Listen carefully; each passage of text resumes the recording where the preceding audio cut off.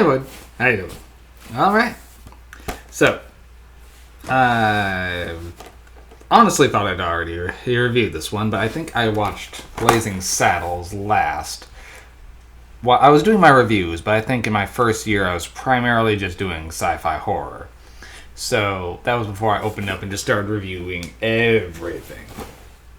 So, I just rewatched it recently, having decided to get a chance to show it to some friends, and that was a good enough excuse for me to also sit down and finally review the damn thing. Okay. So, Blazing Saddles. Gotta be one of the best comedies out there. It still holds up regardless. Now, this is the 30th anniversary edition. I just did the math. This year, the movie turns 50 years old. Wow. What even is time? Okay. So, Blazing Saddles is probably one of Mel Brooks' best movies. There's a lot of movies out of his that I really do love, but this is probably the best one overall. Alright, so Blazing Saddles is a spoof of the whole Western genre, as well as of racism in general. Okay, so Blazing Saddles starts off with a group of immigrants working on a railroad all the livelong day. And our lead, Bart, played by Cleavon Little, gets in trouble with one of them by smacking him with a shovel.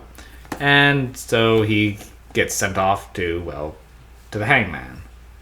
However, our main antagonist, Hedley Lamar, is determined to essentially steal the land out from under these people to own.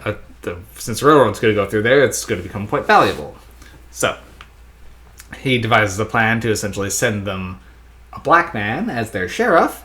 That way, the town folks might just revolt and leave anyway, also on top of being attacked by Hedley's gangs.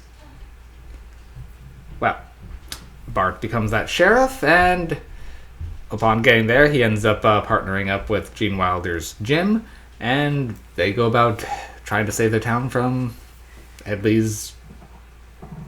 I can't even say he's really hiding the fact that he's the villain here. He pretty much just nearly signed everything saying that he's doing this. So it's not even about proving he's doing it. He's just doing it, and they're just trying to stop him. And it carries on with them trying to thwart him at every aspect. Now, just saying the plot, it's very basic. But the schemes back and forth between Hedley's attempts to, since the black sheriff part itself didn't cause it, finding ways to either discredit or take out the sheriff, including hiring having a casting call for all villains to come and sign up for him to go just attack and destroy the town, because at that point he's just given up even on pretending to not be involved. So, I'm not going to start spouting joke after joke, because, as I said before, comedies are hard to review without just giving away all the punchlines, so the movie is very funny. I will say, yes, it does use a lot of racist language, but the way they do it is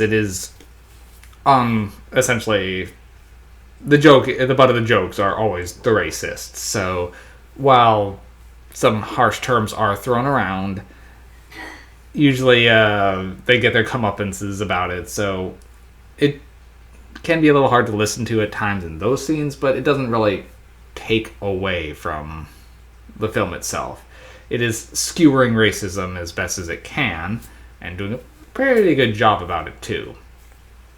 The only one joke of those sorts that doesn't hold up exactly, and only because the context has been kind of lost, is Mel Brooks plays a couple roles in the film, but at one point he does essentially play a Native American chief in red face, essentially. Doesn't age the greatest there, but part of the joke, but when he's doing it, he is pretty much speaking Hebrew or Yiddish, and that's part of the joke of, because at the time there was a famous actor, I can't recall who was Jewish, who played a Native American chief, and it's kind of actually just trying to lampoon that, but that context has been kind of lost. So him just doing it in that, and pretty much that's more of where the joke's supposed to be going, but the context is kind of lost. Also, like, since Hedy Lamarr is not nearly as famous nowadays, a lot of the Hedley Lamarr jokes are likewise lost. So some of this is kind of its time. So the at the time references are a little lost, but the movie itself, most of the jokes still hold up just fine, and its absurdity works very well, and particularly the fourth wall demolishing climax. So it's for me, Blazing Saddles is a 10. This movie is delightful. I highly recommend checking it out. So it is one of my favorite comedies, so highly recommend. See you soon, Boyd.